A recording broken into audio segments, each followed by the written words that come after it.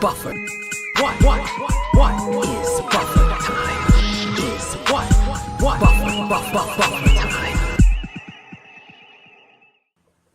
Greetings again, Buffer Timers, and welcome. It must be Sunday. It's also June and Pride Month.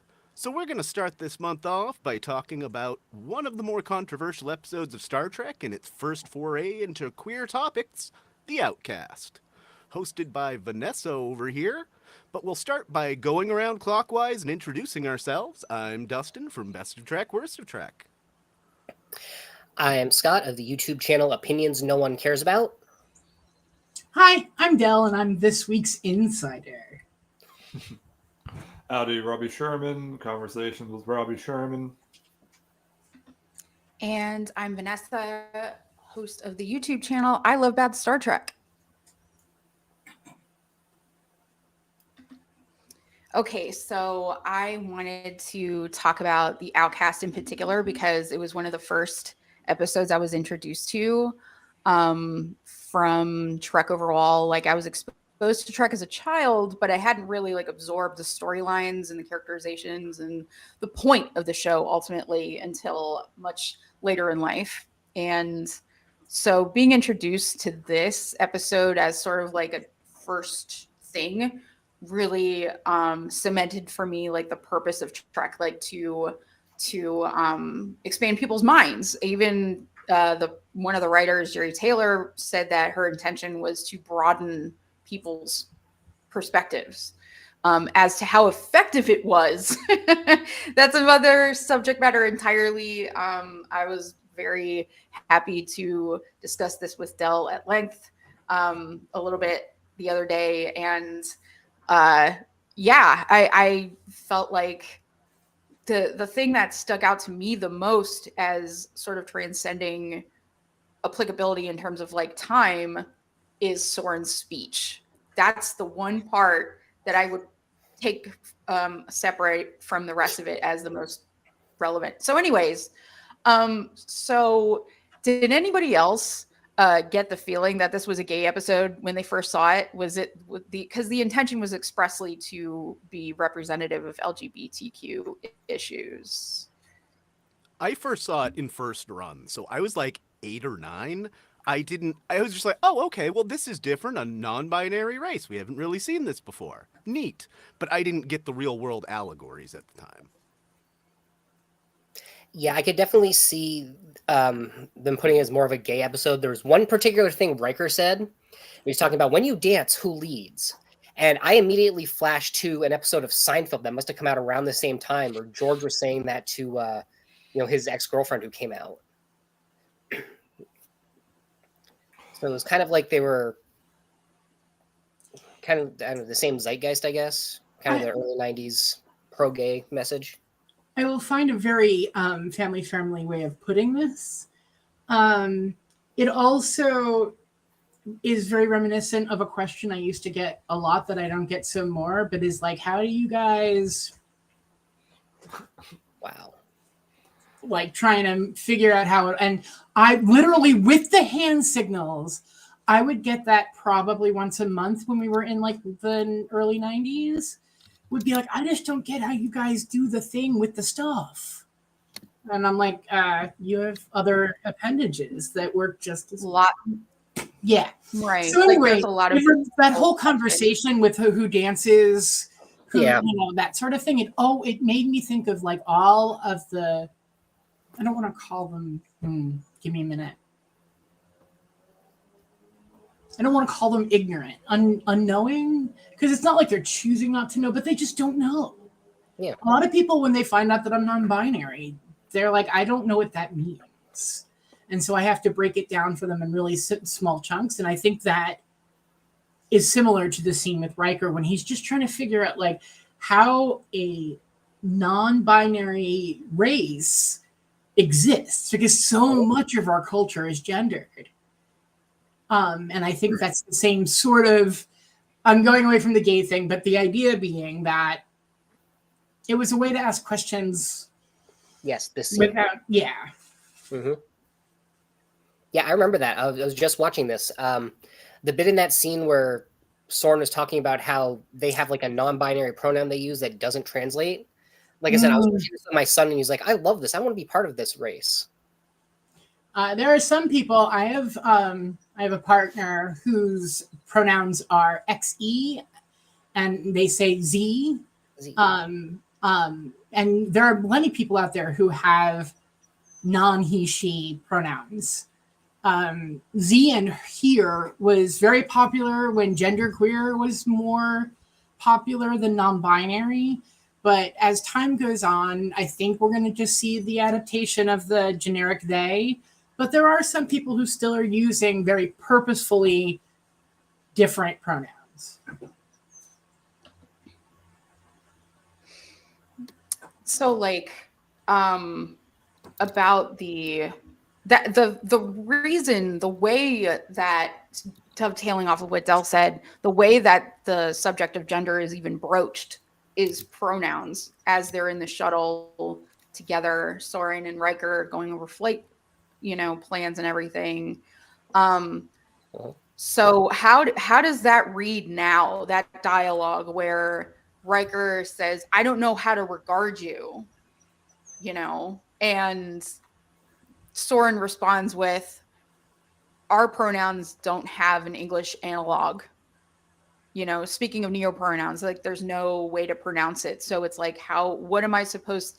I think like Riker's coming from a good place. Absolutely. But it's because it's like, okay, I'm misgendering you because there doesn't seem to be a way around it in our language. And I wish there was more of an emphasis on the limitations that our language has, because not every language has that wall that they whack into over and over again. Yeah, I kind of hate in this episode specifically where Soren says, "Well, there's no translation that I know of." Like, great, thanks for helping us with that. I guess I hadn't seen In the Futurama, just with Shklee. So the comment that was just up, I don't know how to make it return. In the 80s and 90s, there wasn't a huge distinction between gender and sexual minorities. It just wasn't as well understood. And that comes into like the conflation of gender and sexuality in this episode. Like, that's what the source of confusion was for me, because I had no idea that it had anything to do with gay things at all. Because as far as I could tell, Soren desired to be a woman, so that would make Riker and Soren into a straight couple. That doesn't make it. How is that gay? That doesn't make any sense. And throughout the episode, there is this uniformly supportive environment on the Enterprise around Riker's actions. And it's like, except for Worf. Right. And it's meant to be like, this is reflective of how more evolved the Enterprise crew is compared to who is down on the planet. So like, does that still, like, this is to me an example of like, do you think if a queer person would have written this, that this would have been much clearer? Because to me, it's super convoluted as far as like a gay episode. So it's like kind of what like Gene Roddenberry, gender and sexuality. Yeah. I think if they had cast Soren as someone who was assigned male at birth, that entire episode would be considered different. Oh yeah. Are we sure? And here, I say that only because of this, where we actually have some amount of queer representation in the writer's room, and we still get this. So, just asking the question, I'm kind of trying to take the devil's advocate road here. I'm not sure it would have made a difference. I guess the difference would have been that it would have been actually a queer story versus a straight one with window dressing. Because as a lot of people reacted to this particular episode, one thing that they mentioned is that the sort of non-binary planet that Soren comes from is sort of like a right-wing nightmare of like a genderless, sexless existence. And Riker being the savior, trying to right the wrongs of, asexuality and agenderism. It's actually contrary to what the episode's about at all entirely. The Janai are what the Republicans are warning us about right now. If we let queers take over, oh Jesus, this is what it's gonna happen. Yeah, precisely. So it actually presents itself as sort of a dystopian future thought of as like, well, this is what would happen if we just didn't enforce the gender binary with laws and religion. This is what nightmare would happen. And then Riker comes along and tries to save the day by setting things right, at least with this one person. And yeah. So does everybody agree?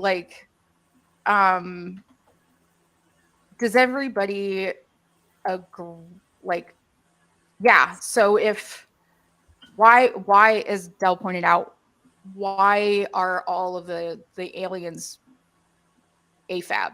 Like, why did they cast that?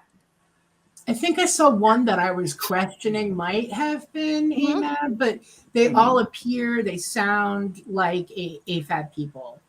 And I just thought that was an interesting choice. I do agree with Trekkie that part of it was so that it didn't offend people who were still struggling with homosexuality in the 1990s.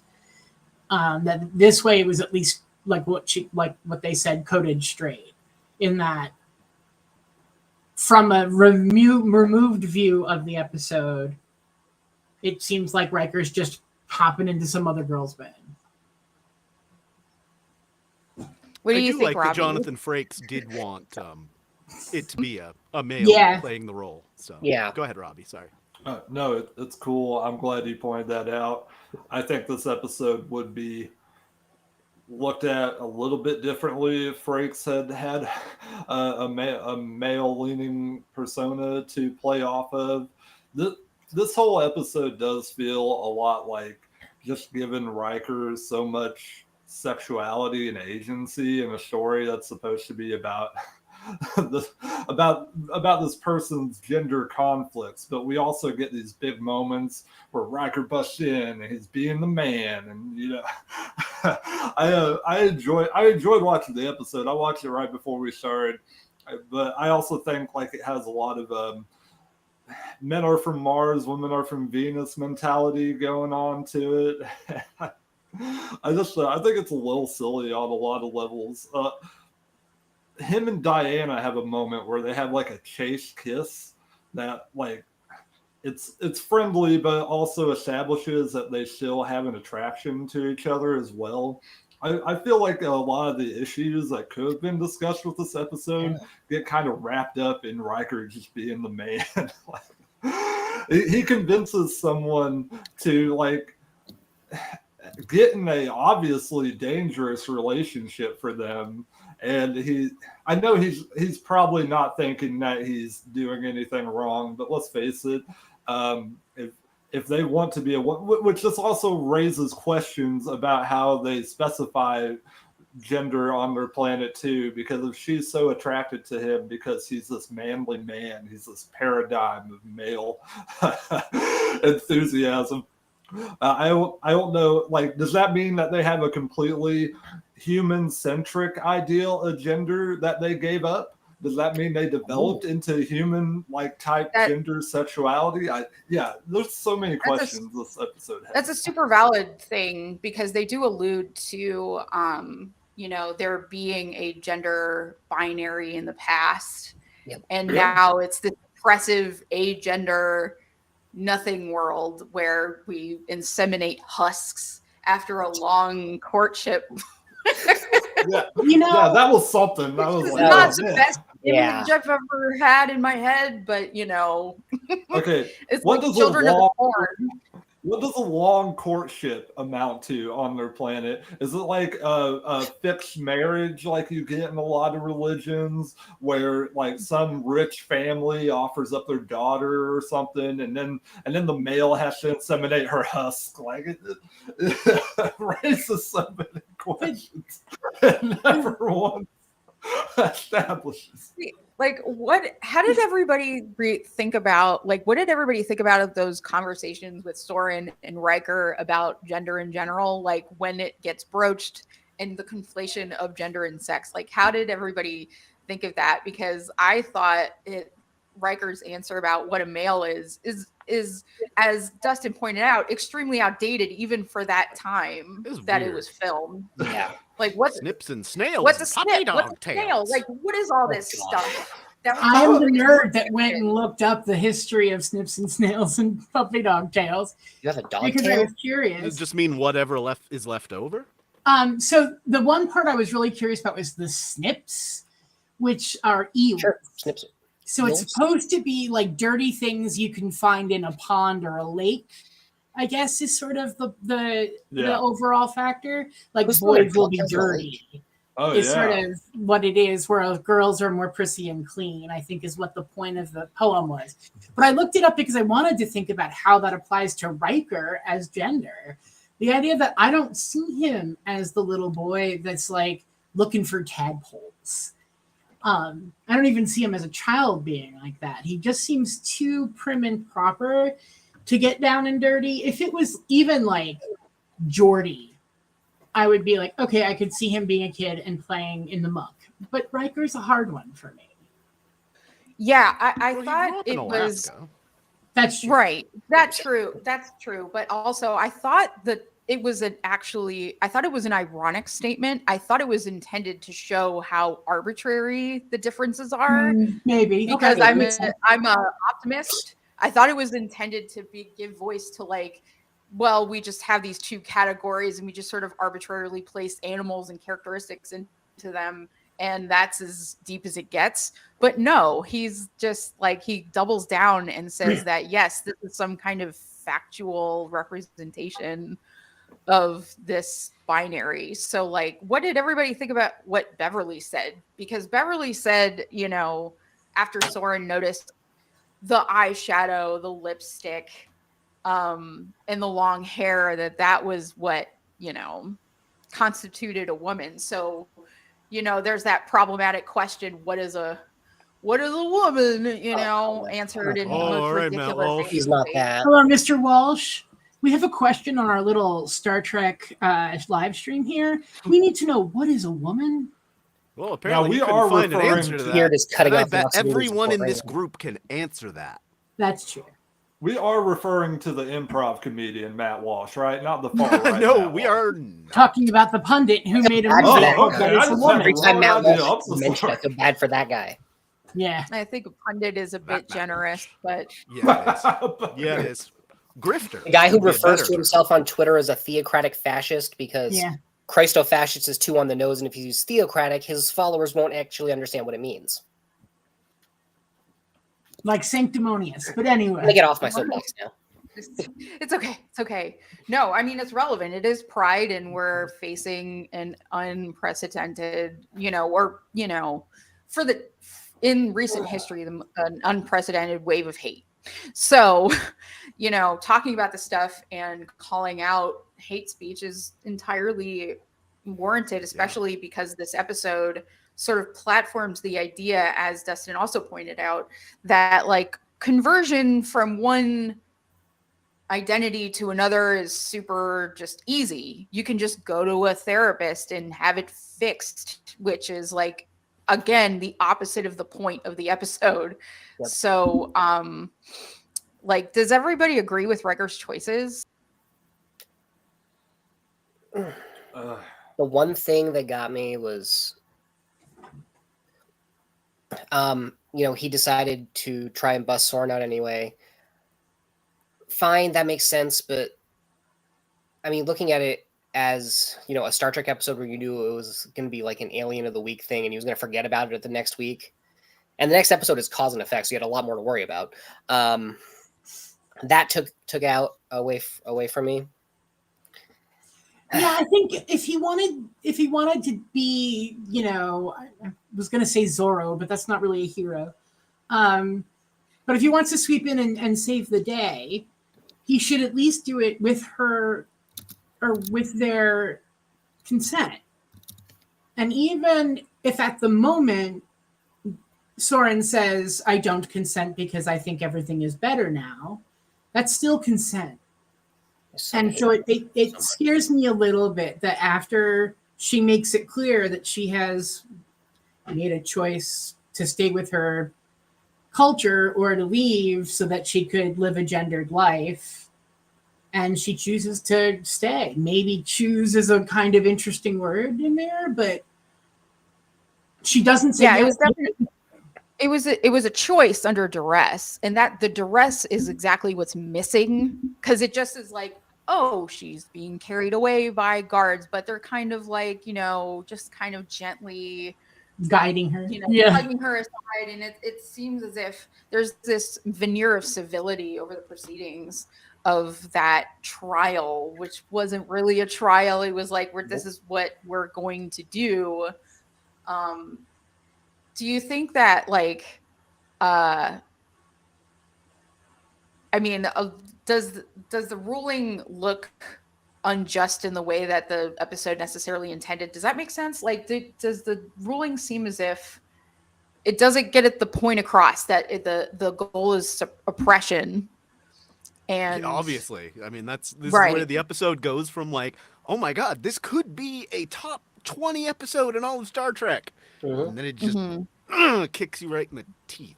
Yeah. It's one of the only times in Trek that the good doesn't prevail. Like this and Lift Us Where Suffering Cannot Reach in Strange New Worlds.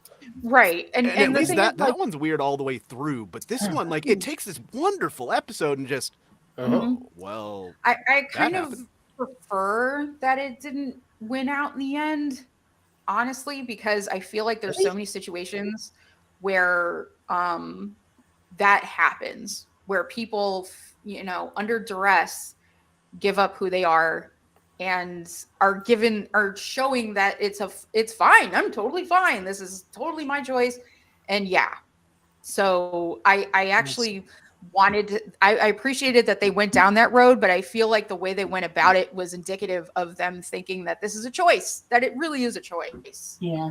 To be straight. I never felt like it was like that. Even rewatching this time, I don't feel like Soren actually made the choice. They talk about how it's therapy, Right. But what do they say? Psychotectic therapy. Yeah, which I looked up, and the only references were for this episode. So they made right.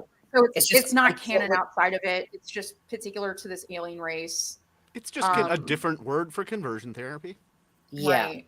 But I also felt like, with this being futuristic, there was probably technology involved. And like the build up to it is Soren saying that she knew her whole life that she was different. And I honestly feel like that psychotherapy literally changed her mind. Right. I never felt like she's just going along with it and, realized it was wrong. I feel like they for the brain chemistry. Yeah, I've always just taken it as like literal lobotomy. Yeah, something like that. I think it's like okay commentary. I don't think it gives us solutions for any of the problems that people going through this type of conversion therapy go through. But I also don't think it's like approving of it, because I think they make everything seem so sinister and authoritarian about how it works that you can't think it's a good thing.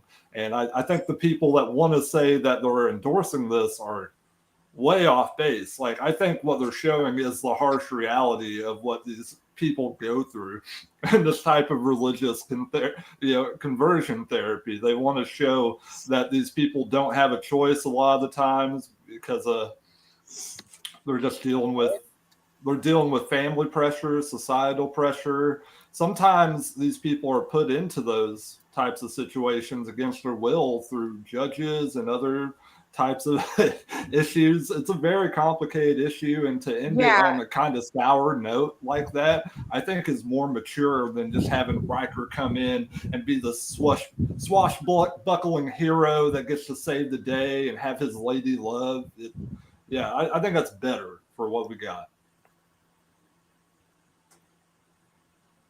Yeah, those studies.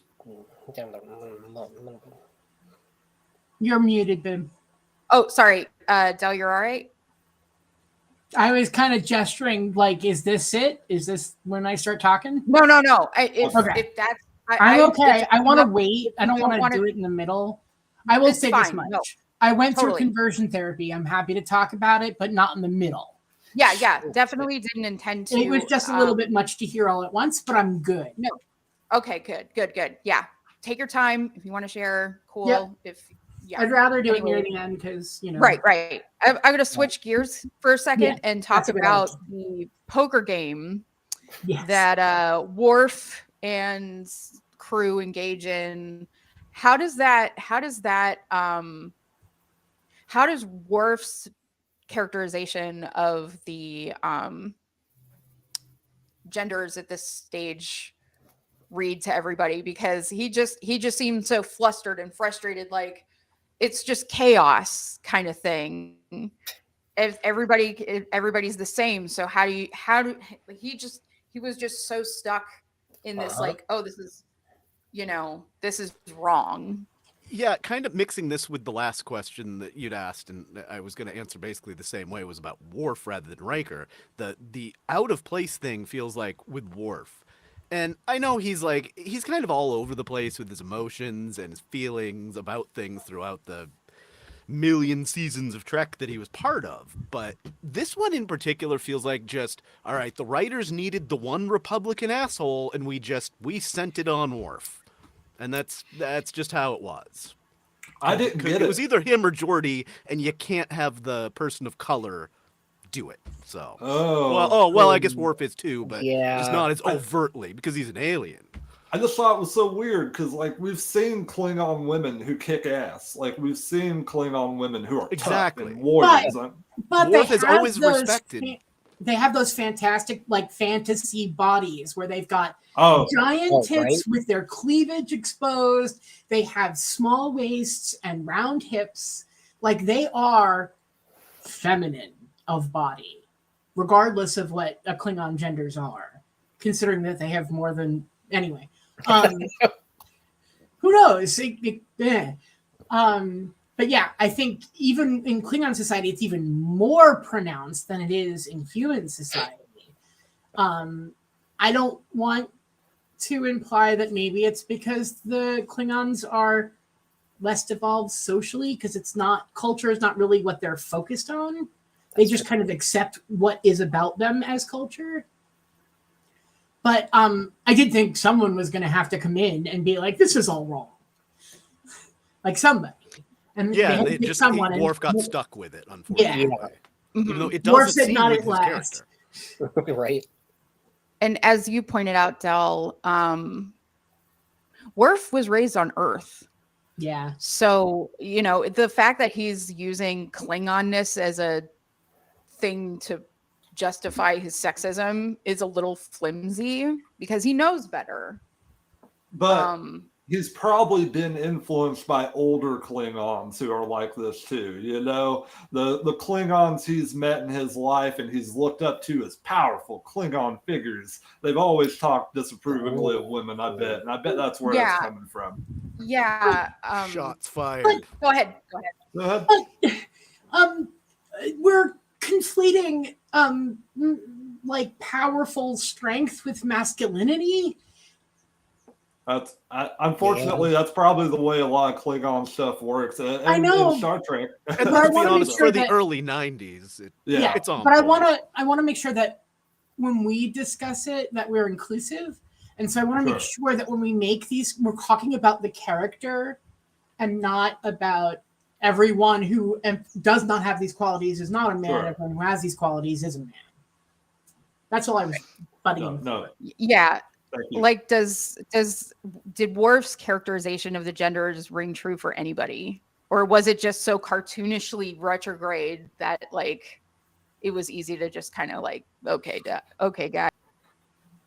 I don't even remember exactly what he said, so pretty easy to ignore. I just feel like it was the end of the status quo. By the beginning of the 90s, things were finally kind of starting to change. People's had some awareness now in the general public of gay, non-binary issues and things. They got there. Whereas in the 80s, you might have heard a passing news story about the gay cancer or whatever. Great. But most people wouldn't have known. How does everybody feel about like you know, in general, the queer community, especially around this time with horrible movies like The Crying Game and other queer art, that it centers around tragedy, because it's like the horrible things that happen to queer people, because it's like, I just find it ironic that straight people focus on that, because it's like they're the cause of that strife to begin with. So it's like, why would they revel in constantly telling the story?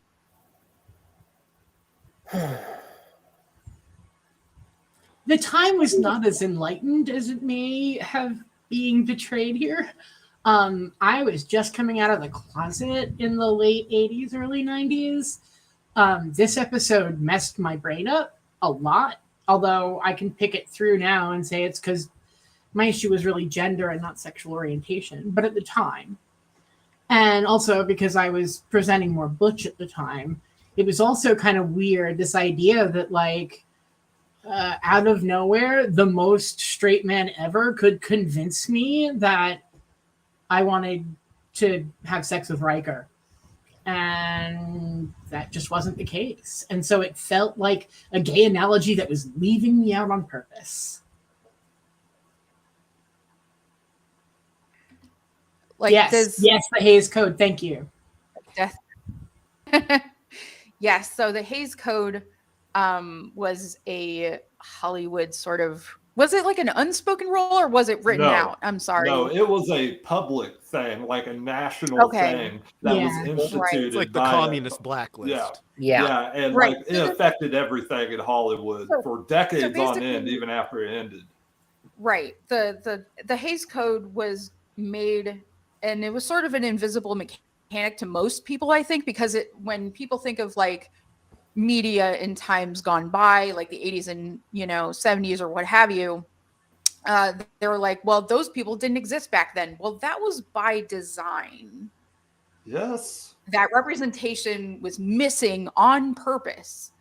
So Gene Roddenberry constantly butt up against this barrier that even his privileged self couldn't bust through. So it's like, I wonder, post Hays Code, if Gene was at the helm, how do you think that this story might have been told instead of the way it was? Because I wonder if he would have, done what Frakes asked and picked a guy instead of a AFAB person. I think he would have, and I think there would have been less clothing. Yeah, he liked the nudity. I don't know. I don't know enough about how Roddenberry changed. Like, I know a lot about what he was like during TOS and maybe even TAS, but I don't know how his views had changed or stayed the same through TNG. So it's hard for me to judge. Well, I mean, he didn't have any clout by that point anymore. Yeah. The studios had too many bad run-ins with him, where it didn't end well. Right. But if you'd have to throw all that stuff out to get him to have the clout to do this. Yeah. And in that, then it's hard to answer the question of what he would have done. So true that. From what I know about Roddenberry's history, I think he was becoming more progressive as he got older, but I think he was also becoming a little kookier, God, yeah. And like, if we look at the early seasons of TNG, you can see like how particular some of his choices are, like in the costuming. Before they got the new costumes, they had like a whole ton of padding on and had to work under these crazy lights. The women have much more like sexual petite tones to their outfits, which some of that still. Well, he was a known philanderer. Oh yeah. He messed around with anything that moved. Yeah, he was far more one than of many reasons that Majel didn't get number one, because she had already slept with him while he was married before, and the studio knew about it, so it became nepotism, and they wouldn't. One of many reasons. Oh, well, it's also a convenient reason to be like, oh yeah, we don't want a woman as the second in command, but that's a whole other bullshit topic. Yeah. The reason that I asked this question also mostly has to do with the with the way that gender was described on the show, because I actually think Roddenberry wouldn't have blown it off in such an arbitrary way. I think it would have not necessarily been a dry legalese type of recitation of like gender construct, but I do think he would have been a bit more open-minded to the idea of deconstructing the construct that is gender. And maybe not go the route of, you know, if they're going in this direction, not making the mixed message issue into, you know, conflating sexuality with gender. So I think he's a bit more. I disagree, Yeah, and this there's is why. that. There's This is yes, why. yes. There would have been a lot more nudity, a lot more Yeah. naked.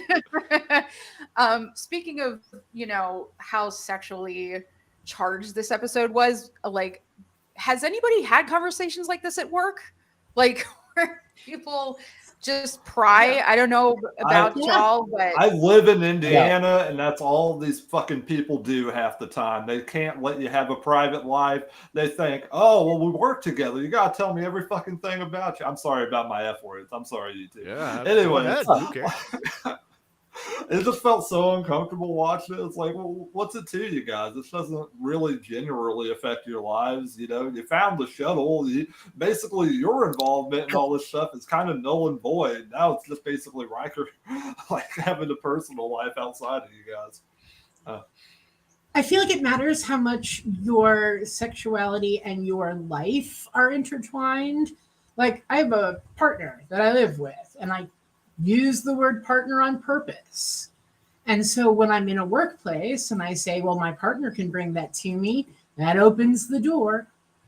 And usually once the door is open for questions, like anything is on the table. Like they'll start asking questions about my piercings or about my gender expression or about my taste in movies or whatever. But it always usually starts with something about my sexuality or my gender. Yeah. It's almost like a conversation opener for these people sometimes. right. So it sounded like a sort of analog to that, where Soren was picking apart the brain of a straight person, which is you know, it was meant to be look absurd because we assume again that heterosexuality is the default. So it's like, you know, asking questions about something that typically isn't picked apart to that degree.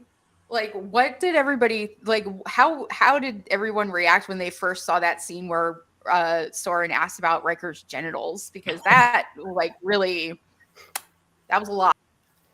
That was kind of like, good thing Riker wasn't drinking anything at the time. Yeah, it never fails to get a laugh from me every single time, no matter how many times I've seen it. And it's not supposed to be for a laugh. No. So, but it is. It's funny. I mean, the look on Riker's face when she asked that question was like, oh God. Yeah. Like he How do knew you- it was how do you coming, answer but he that didn't question? want it to come.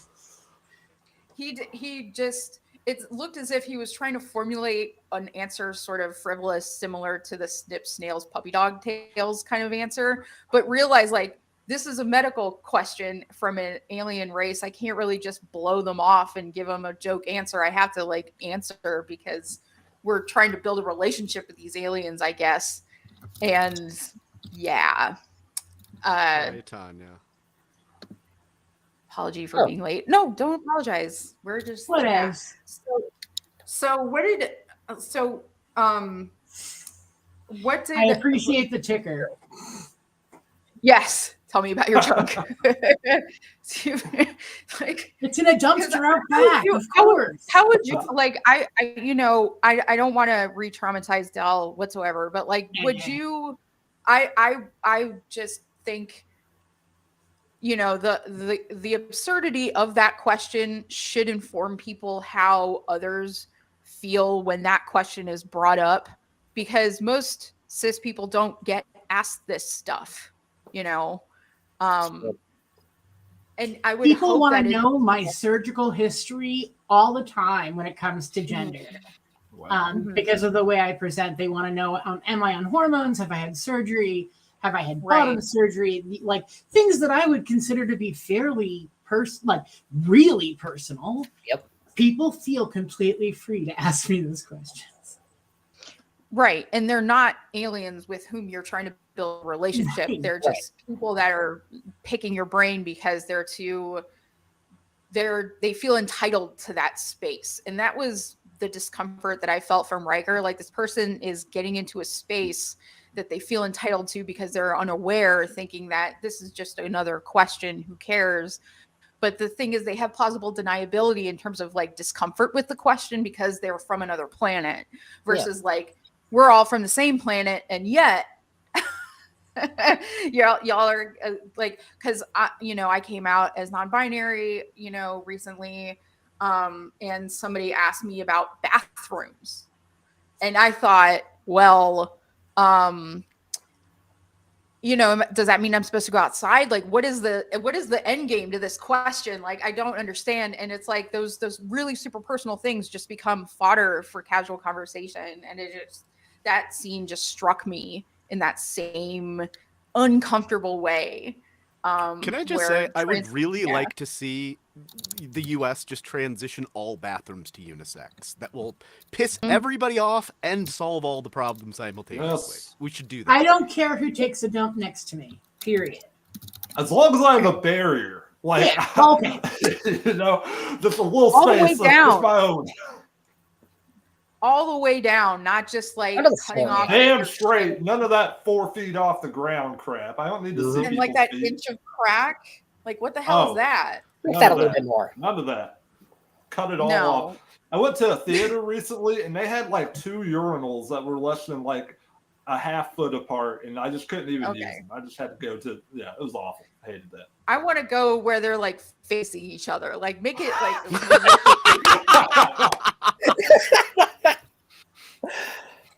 I would bring my pee style to an event if I had to piss in a trough facing other dudes.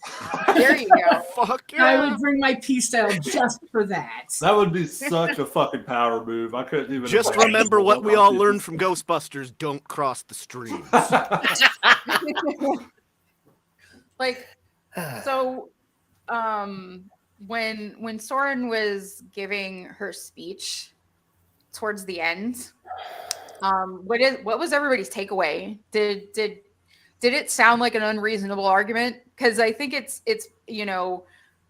arguing for basic humanity, and like also sort of sandwiched in, and maybe this is a lot, but like, how does this compare with like other queer leaning episodes in general? Because we have DS9, we had like former partners link back up that happened to both be women. We have the host in TNG. Yep. At the very, very end, when Beverly is like, I don't swing that way. And yeah, right. That's what I get out of that at the end. It's like, oh, she doesn't do the lesbian stuff. All right. But I mean, Yeah, the point is there that it shouldn't matter, but it does. But that's what comes through. It's like, oh my God, really? If true love were a thing for you, then you would still love this person, Bev. That episode really at the end goes from like an already bad episode to just pissing me off. Yeah. Does anybody else think it is a lot of reward that Riker gets like his emotions validated so often throughout the episode? But I just felt like, I can't say there's not a little bit of Riker in me like when I watch this, but at the same time, it's like, if this is supposed to be the big episode that talks about these issues that people want, why is Riker having to have his little boy Riker feelings justified so often? It just felt really weird. Right.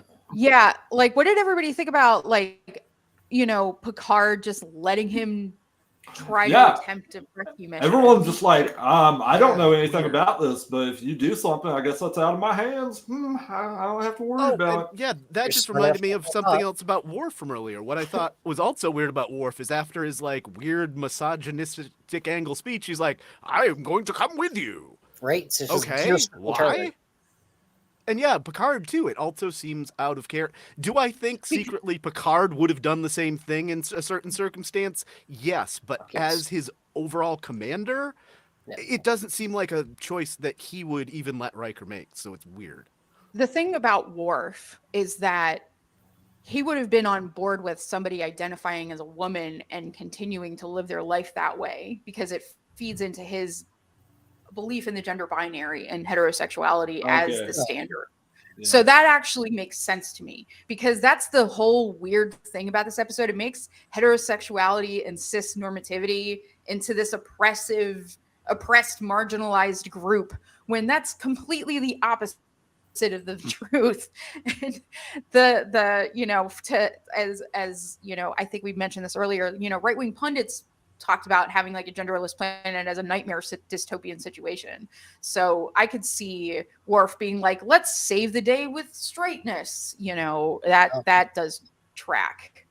Maybe this is his way of saying love is love, though. You know, you're my buddy. I'm gonna make sure you get your lady do. You love them so much, which I think Riker falls in love way too quick in this episode. Oh yeah. It seems like maybe Yeah. 3 or 4 days have gone by. Right. And he's just like, I So love this person.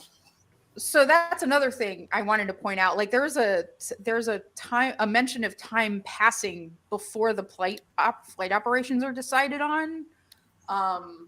So they said, or Riker said, you know, the mention of pronouns, you know, I still can't get it right, which sort of implies that there's a considerable amount of time that led up to that point. So I think they were trying slyly to make an episode where Riker falls in love in one episode plausible, because they'd spent a considerable amount of time together. But yeah, it was weird for him to just be like, I'm gonna, you know, put my career on the line essentially for this. Like you know, contrast this with like Sub Rosa, where Beverly is like in love with a ghost, and like, you know, maybe justifiably is like, what the hell's going on? But they, you know, Picard does things to sort of question her judgment, whereas here it's obviously, you know, ethically muddy to do this, but no one stands in his way. No one's like, hey, this is maybe not such a hot idea. You know, Picard says you are taking a huge risk, but I'm not, you know, hands off.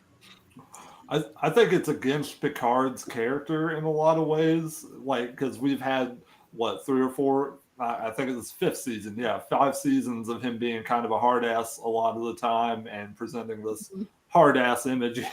And so for him to just be like, I guess if you do something I can't control it, that feels very odd and unspecific in a way that I don't like. After season 3 of Picard, I'm not even sure I know who the guy is anymore. So right, it might be perfectly in character for season 3 of Picard.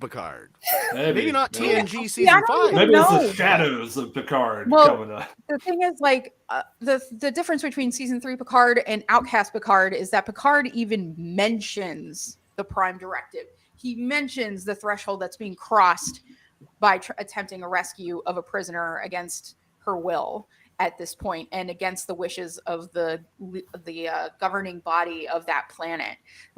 Like there's an acknowledgement that something isn't quite above board about what they're doing, whereas in season 3 of Picard, they just blow right past that. Oh, genocide, maybe we can do it again. You know, it's just that was a great sign me up. It was a fun time. Right. Like, did anybody think that Soren's speech was persuasive, or would have been persuasive, or should have gotten her the outcome that she wanted, even though that probably wasn't going to happen? Because I felt like the speech was saying, like, I'm you know, I'm a valid being and just want to live my life. Yeah, I mean, I think it's a thing where Soren knew that it was going to fall on deaf ears, but had to say it anyway, hopefully for the benefit of the next person that comes behind her. But overall, this speech, I think it's the best speech in Star Trek for a single speech, period. I want to say I love the tag down there. Beverly Crusher, Candy Sexual. That's Candle Sexual. Although while we were talking, I did look it up. And the sexual attraction to Ghost is spectrophilia. Oh, So we don't want to get spectrophilia confused with homophilia. I thought it was Dempseyphilia. You got it. You know what I'm talking about. I think like I agree with Dustin that the speech is one of the most compelling pieces of Trek ever expressed. I feel like even though the episode is super flawed, I feel like there's a lot of mixed messaging because straight people wrote it. I think you know, one of the writers being a woman and saying I can identify with marginalization came from a good place but was wrong-headed. But I feel like the speech where it just states that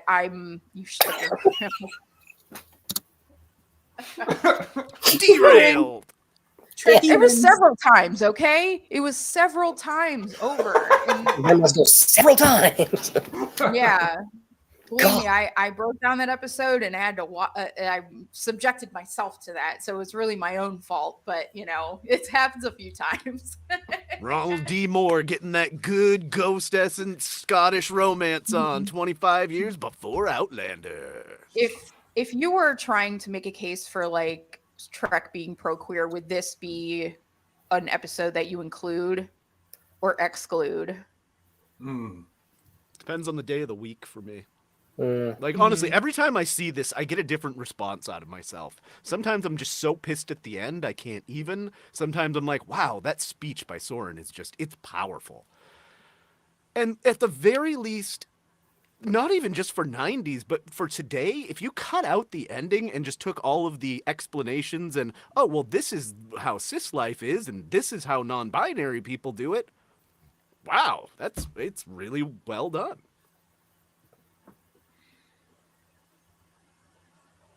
I think that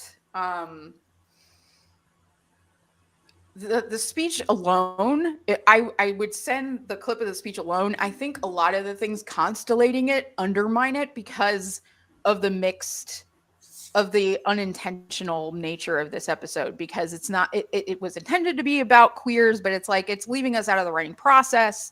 So it completely just doesn't quite get there. You know, there's a lot of championing of marginalized groups on Star Trek without those people present, especially Native folks. And it's like, that's a little obscene and shouldn't continue happening. But I think the Discovery episode in which the non-binary character came out, that would be what I would show in total versus the Outcast. I would focus mostly on that speech. The thing about the speech, though, is that this person is arguing for a recognition of her individual personhood. And that's sort of, again, a thing that most from the outside, I think is meant to charitably be interpreted as absurd to have to argue that at all. To even have to say, I wake up in the morning and I go to work and I fall in love and I do this, like to even have to beg for recognition of that fact is just kind of pathetic. And the fact that we're still having that discussion today is worse. Can I turn that question back on you real quick, Vanessa? So you ask, would you recommend this as a queer episode? What Trek episode would you recommend that's a queer episode? I said, the Discovery episode in which, the Discovery episode in which the non-binary character comes out as such. That I would. I would also refer, Discovery, because they actually include queer people, are at least getting closer to representing that, framework, because they don't exclude actually queer people from the casting decisions. And so we see at least representation that's accurate. where stories, and I also think that the DS9 episode, I'm terrible with episode names, the one where somebody meets a previous host and that they Dax Jadzia Dax meets someone Lenal- she used to be married to. It's for the L word. Lenal or Lenon? Mhm.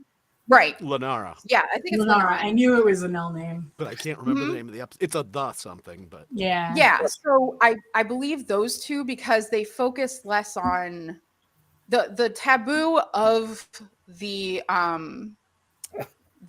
Trill planet against hooking up with people from previous hosts. I think is a better analogy than the non-binary planet. Personally, I feel like because when you link up with a previous host's partner or whatever, there's a risk of being banished, and I think that's a much more, it's a much clearer stake. So it wasn't actually the queerness that Trill have an issue with, it was the crossing of this threshold of being with somebody you once were in a previous life. So I felt like that was a better thing. I'm gonna go it ahead wasn't and facets. Yeah, that was the one Right. where like everybody was like assumed a The John predisposed Tara. the Dax symbiote, right? Mhm. Yeah. Yeah. Where Odo does Curzon and all Yeah. the other things. Yeah. So That would've been so I sad. don't know if Del, you want to It's about step that in. time.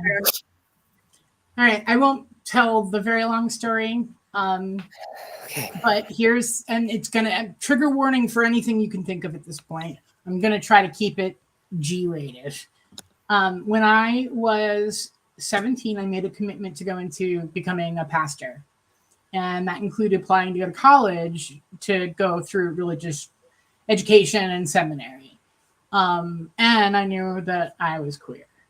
And so for me, at the time, the clearest choice for me to make was to go to conversion therapy so that I could rid myself of the one thing that was keeping me from God. And so I went into a program that's fairly famous now because the person who invented it came out as queer and is now actively working to try to solve the trauma that he caused. But it was definitely early in conversion therapy, so there was a lot of physical corrections, as well as emotional abuse and other such things. This was not, let's sing songs from the Bible and pray the gay away. This was much more involved. And I stayed for 6 months because at the time, the two things that were at war was my relationship with the spiritual, whatever that was going to be, and the need to have my identity be true and not lie. And so I thought conversion therapy would take away the reason for the lie. But it damaged me both physically, like permanently, as well as everything else. So after 6 months, I hadn't graduated, but I up and left. And I still talk to and network with other survivors from that time period. Things did get a lot less physically abusive as time went on when it came to conversion therapy because they were starting to get unveiled for the amount of physical abuse that was going on and the kinds of physical abuse that were going on. So when I watched this episode, which was originally intended to spotlight the idea of conversion therapy, I didn't see it right away because I was, still struggling with the whole thing. But when I did see it, it made me feel seen in a weird way. Like, even though it's, all the things that we've already talked about it not being good queer representation, what it was good for was representation of what the decision around conversion therapy for adults is like. When we think of conversion therapy, we talk a lot about youths being forced in by their parents, but we tend not to talk about the adults who choose to go on their own and the reasons they feel they need to. Even now in Mormonism, they are counseled, gay Mormons are counseled to marry someone of the opposite sex and have sex to have babies and deal with the rest of it. So it's still out there. I mean, the religion I was a part of back then now ordains gays and lesbians, but I saw that the people who followed Christ were not going to ever treat me Christ-like. Like they weren't going to be Christ for me. And so that's when I kind of had a religious conversion about a year later. But it was really hard. But I think this episode begins to shed that much light on the amount of pressure you can feel in a certain community to do something that you would never have done otherwise. If someone had said, here are the things that will happen to you when you're in conversion therapy, would you like to sign up for it? I would have said no, because obvious. But I did say yes because I was feeling immense pressure from myself, from my parents, from my church to get over this thing and just move on with life. Is it why I ended up marrying two men and having two marriages fall apart? Maybe. It was definitely involved on some level, because I now have a very twisted understanding of heterosexual relationships and how they work, or relationships with someone of the opposite gender. Don't get me started on this. It was a really troubling experience. A lot of what you've heard that you think is sensational is true. And it was a very difficult thing to go through. I think it proves that I can be committed to the weirdest things for the longest time, and that I'm stubborn as all get out. But I regret doing it. It's one of the few things I can say clear to the camera. I regret doing that because it really did mess me up for a while. But it's brought me to where I am in the queer community, where I'm even more invested, not only in my own queer and gender identity. Oh, I'm getting all teary-eyed, excuse me. My own gender, but also helping others who are struggling, either to understand what the LGBT community is like, or whether they are themselves, but they don't know what to do about it or how to express it, or maybe even like, I might like guys, but I'm not certain. How can I try this without insulting someone? I feel like that's where it's put me. It's made me a queer historian. It's made me a queer advocate. It did the opposite of what they had hoped, in that it further flung me into the queer community because they never put electrodes on my junk and told me to watch straight porn. So that's my story about conversion therapy. That was incredible to share. I wanted to bring it up because that's what this episode was supposed to be about. Yes. And I'm sorry for sort of weirdly timing what I was talking about before. And, if you need a few minutes. But thank you so much for sharing that. That was an extremely admirable show of strength and resilience to have dealt with that. And, and also like the need for community is one thing that this episode touches on, doesn't explore because, again, written by straight people. But like it talks about, Soren said that there's some people on my planet that feel this way. So there's an acknowledgement that there are other people who do this. And that they found each other and that there's a community. Mm-hmm. Right, exactly. So it's like, when you're in a place where your God is telling you, your parents, your family, your supposed community is telling you that who you are is wrong, and then another community comes along and says, actually, they're wrong, you're right about who you are. That's an extremely difficult thing to face. Like, I, speaking for myself, like, it was brought up, but it was always in the negative. Like, this is something to not be. This is, a subject of ridicule and objectively deviant, and it's a choice and whatever. But it's like, this is what the Soren's speech illustrates. This is a fundamental element of who we are. Nobody grills straight people about their feelings about themselves, or cis people about their feelings about their own gender. It's people who feel a certain kind of way that's different from other people that get put on blast, and unfairly so. And I encourage everybody watching this month, every month, to prioritize the voices of people of color, trans people, and be an ally all the time. Speak up in spaces where people are being bigoted, Speak up in Trek spaces where there are still people who do not welcome LGBT or other minority participation. Do it in Trek spaces.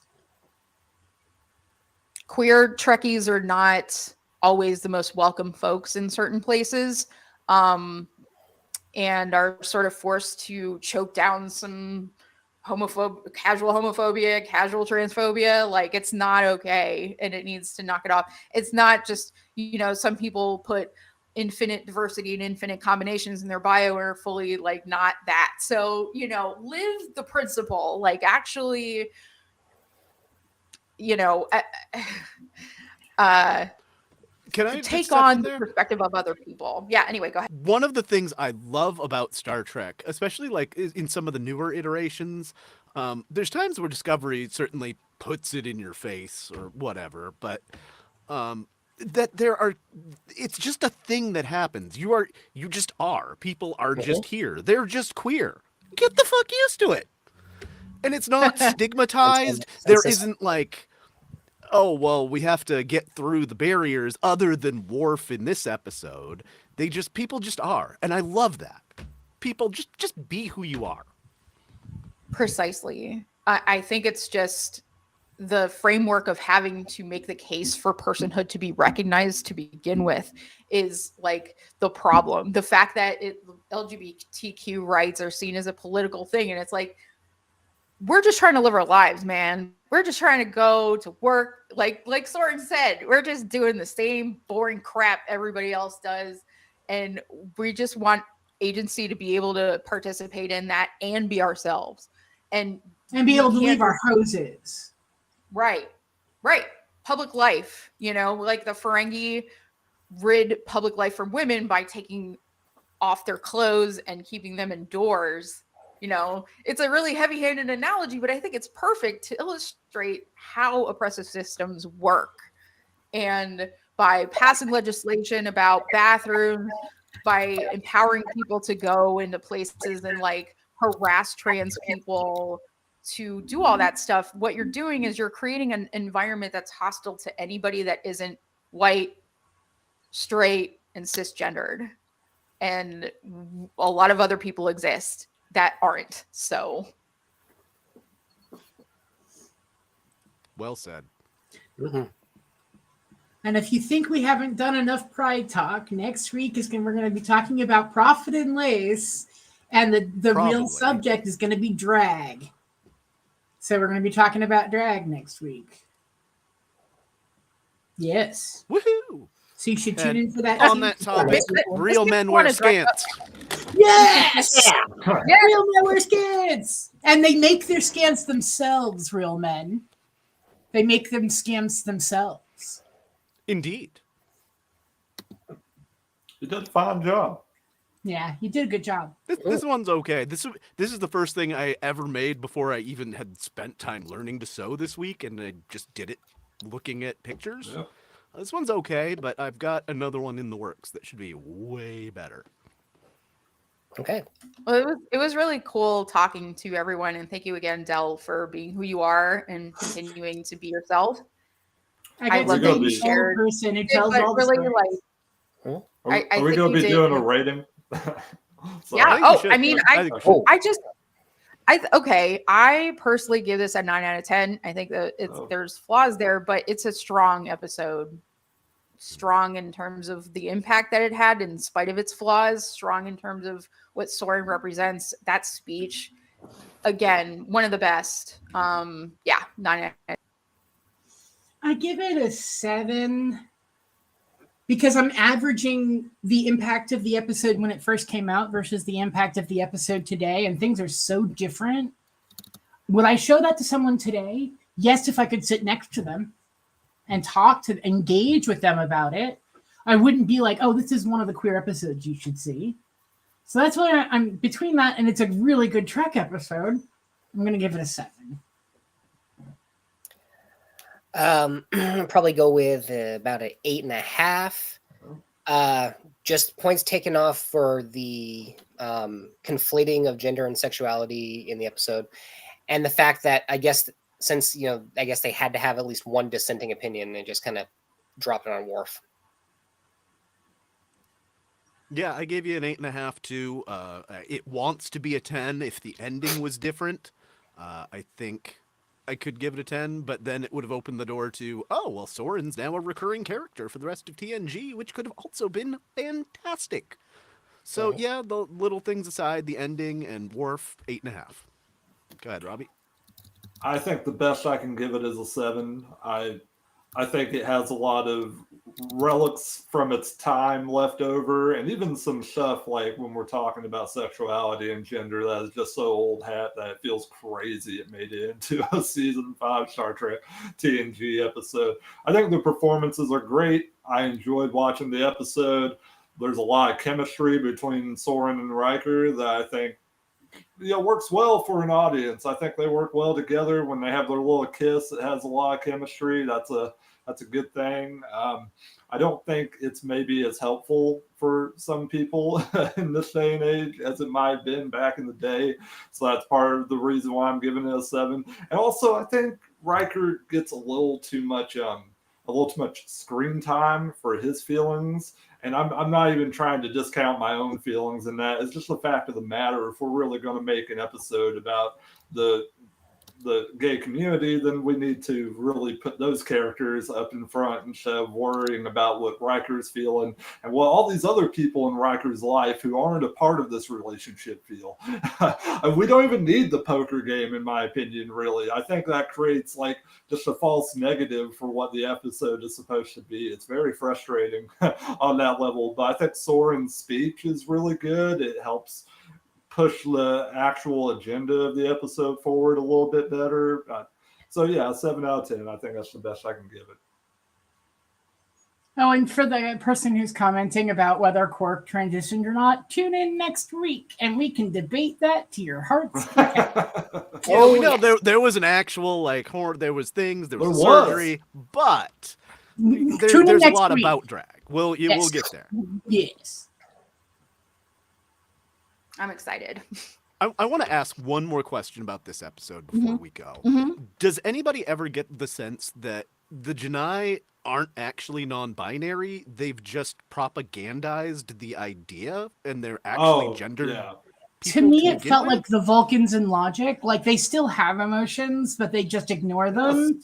I feel like that's a lot of what could be going on with the Janai, is because they call it an evolution when she talks about it, that we evolved beyond gender.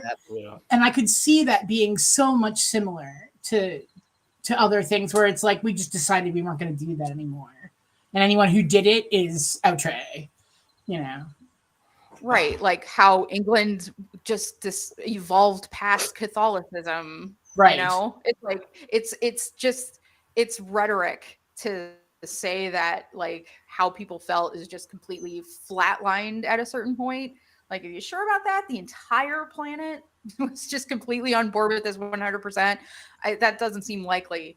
And that definitely was a way of inserting ourselves in the story, I think, because this is supposed to be a version of who we are, like a lot of aliens are. So I think that was the purpose of bringing up the gender binary in that context.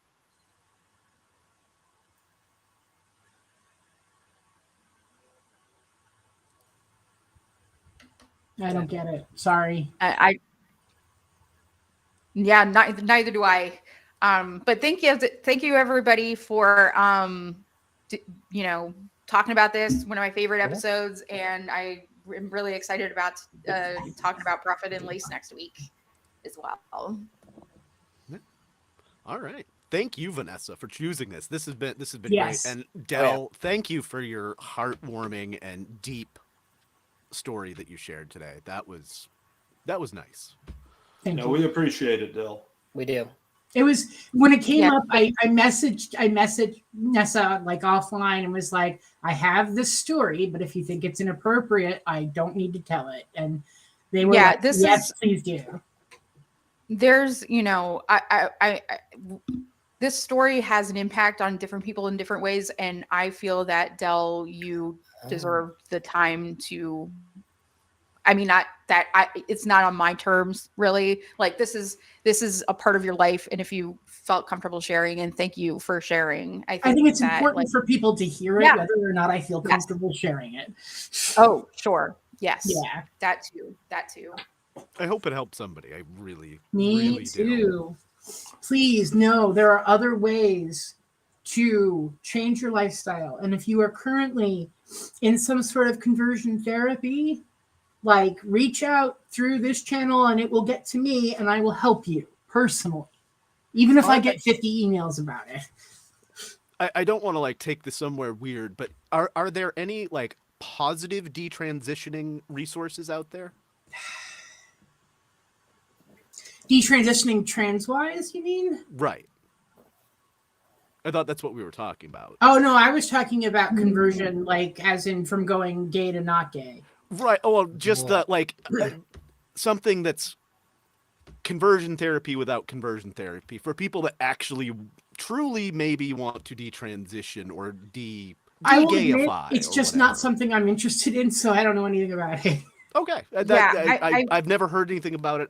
I didn't know Yeah. there were some Yeah, kind of There are people resources out for there sort of a There are I guess- still conversion therapy programs out there that are operational, so it's not something that's in our history yet, even though every Yeah. major medical organization has said that it's torture. Yeah. And there's a lot what I try to focus on are the adults who are choosing to go, because I think the kids who are getting forced to go is a whole different Right. ball of wax. But the adults who are choosing to go, there are other ways that you can address whatever internal issues you're having. Like there are other biblical ways you can do it. I promise you. Thank you, Dell. All right. Well, I hope all this helped somebody. And again, thank you everybody for joining us and everybody who's watching. We'll catch you back here next Sunday at 2 p.m. Eastern. Until then, enjoy some Trek and live long and prosper. Have a good